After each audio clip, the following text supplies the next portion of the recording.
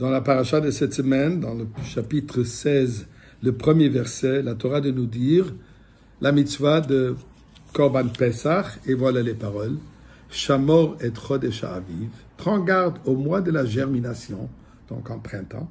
Vasita Pesach Hashem Elokecha, pour célébrer la Pâque en l'honneur de Dieu, qui Chodesh Aviv, car c'est dans le mois de printemps, Hotziacha Hashem Elokecha Mimitzraim Laila. Dieu nous a fait sortir d'Égypte la nuit. Korban Pesach, le mois d'Aviv, c'est quel mois d'Aviv? Il y a plus qu'un mois en printemps. On fait allusion au Pesach, le mois de Nissan. Mais la Torah nous enseigne ici l'Halacha que ça ne suffit pas que Pesach soit au 15e jour du mois de Nissan. Ce qui est important aussi, que la fête de Pesach correspond au printemps.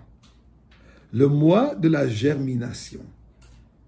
Et il dit pourquoi? Puisque c'est dans ce moment qu'on est sorti d'Égypte. Quand ça? Durant la nuit. Le message que Dieu nous donne ici, que c'est important que les fêtes correspondent à la saison, puisqu'il y a une corrélation entre la saison et la fête particulièrement. Dans le sens, l'hiver, c'est le moment où on ne voit pas de vie vibrante dans les terrains. Les arbres sont démunis de feuilles et de fruits. Les terrains sont recouverts, en tout cas ici à Montréal, de la neige. Certainement, on ne voit ni de l'herbe ni de la végétation. Ce n'est qu'au printemps que tout à coup, on commence à voir une vie vibrante. On commence à voir un renouveau, un renouvellement, une renaissance d'une vie végétale.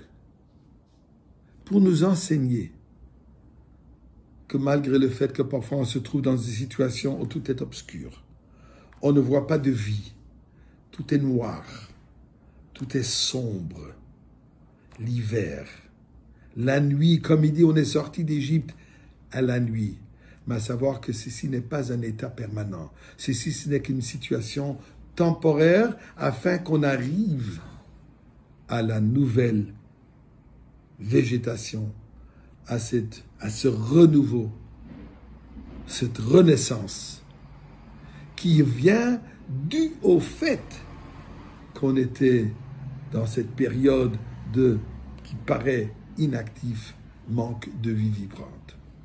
Pesach nous dit exactement ça. On est passé par un exil d'Égypte, un moment dur, un moment d'obscurité. Mais pour quelle raison? Afin que pour cela, on mérite ensuite Matan Torah. On est devenu un peuple libre. Nous avons mérité la Torah, nous avons mérité Eretz Israël suite à ce moment d'exil, suite à ce moment hivernal et obscurité. Intéressant. Pesach, l'Haftara du 8e jour de Pesach, d'Acharon Shel Pesach. La fameuse Haftara où on parle de la venue de Mashiach. Le prophète Ishayahu Hanavi qui nous décrit Od Hayom Benov La'amod. Encore un halte aujourd'hui à Nob. Yenofef Yado Har Batzion Givat Yerushalayim. De là, ils étendent la main vers la montagne de la fille de Tzion, la colline de Yerushalayim. Hine Ha'adon Hashem Tzvaot Mesaef Pura B'Maratza. L'Éternel abat violemment ses belles branches. Et ensuite, il dit Venikav Sifre Hayar. Et les massifs de cette forêt sont attaqués par le fer. Vahalevanon Ba'adir Yipol. Et ce Liban tombera avec fracas. Prochain verset nous dit la naissance de Mashiach. V'yatzachoter migeza Yishai. Un rameau sortira de la souche de Yishai, le père de David. V'netzer misharashav Yifre. Et un rejeton poussera de ses racines. Parlant donc du roi David, qui est l'œil de Mashiach ben David. Nous dit le pasuk suivant. Avant la révélation de Mashiach, avant cette renaissance de la venue de Mashiach.